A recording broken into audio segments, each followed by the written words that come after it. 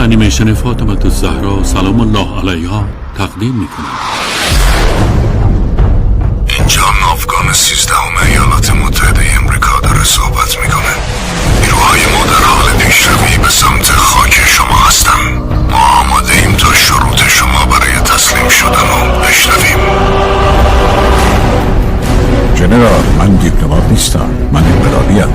حرفمو صریح و صادقانه میگم. هر تفنگداری که قرار از ناو پیاده بشه و هر نظامی آمریکایی که با ناو وارد خلیج فارس بشه باید قبلش تابوتش رو سفارش داده باشه. موقعیت دشمن در 16 درجه جنوبی و 11 درجه غربی تعیین میشه. قربان مختصات دریافت شد. 50 درجه جنوبی، 40 درجه غربی. روی هدف قافل شد.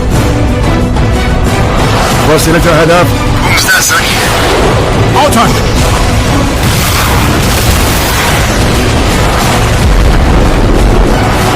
قربان، تحرکاتمون خیلی بیشتر شده، حدود 15 فرمن.